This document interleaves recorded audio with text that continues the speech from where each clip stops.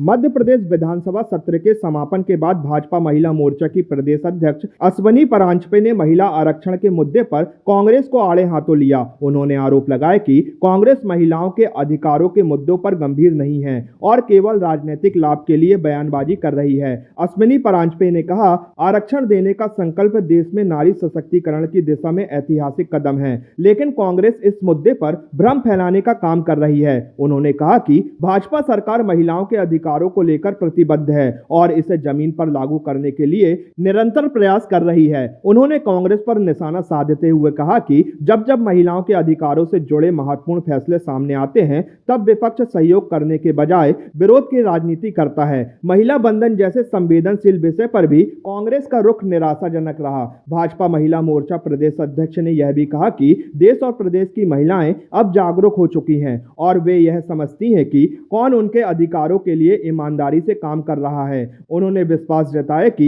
आने वाले समय में महिला सशक्तिकरण के क्षेत्र में और भी ठोस कदम उठाए जाएंगे। इस बयान के साथ ही महिला आरक्षण को लेकर प्रदेश की राजनीति एक बार फिर गर्मा गई है और सत्ता विपक्ष के बीच बयानबाजी का दौर तेज हो गया है। रोड पे वो इसलिए आए, क्या हुआ, उनने जो सदन में उस दिन जो खुशियां मनाई ना नारी शक्ति वंदन बिल गिरने पर, उस वक्त तो वो ऐसी खुशियां मना रहे थे कि उनका पार्लियामेंट में आप किस स्थान पर खड़े हैं पूरे देश ने देखा। और ऐसे स्थान पर जब खुशियां मनाते हैं और उसके बाद प्रियंका जी अपनी प्रेस में कहती हैं कि ये नारी शक्ति वंदन बिल का विशेष सत्र माननीय प्रधानमंत्री जी का षड्यंत्र है, उसको षड्यंत्र बताने का प्रयास करते हैं। लेकिन हमने तो जब प्रत्यक्ष उसको देखा, उस माहौल को देखा, तो हमें लगता था कि इनका ही कोई षड्यंत्र सफल हुआ और उसकी ये खुशियां मना रहे थे। तो कहीं ना कहीं जब इनको ऐसे डर लगा कि अब नारी विरोधी ये चेहरा इनका सामने उजागर हो गया और उस चेहरे को छुपाने के लिए अब ये भी सड़कों पर है और बोल रहे हैं कि हम समर्थन में, और अच्छी बात है समर्थन में है तो समर्थन में है तो इसका भी समर्थन कि भाई यदि सीटें बढ़ जाएंगी तो भी हम सब लोकतंत्र में लोकतांत्रिक तरीके से ही चुनकर आने वाले हैं, उसमें कोई दिक्कत नहीं होना चाहिए। और प्रियंका जी तो कहती थी कि लड़की हूँ, लड़ सकती हूँ, तो लड़ने दीजिए बहनों को चुनाव।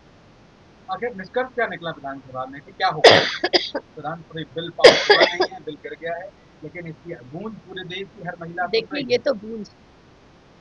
और निर्णय तो हम भी जानते हैं कि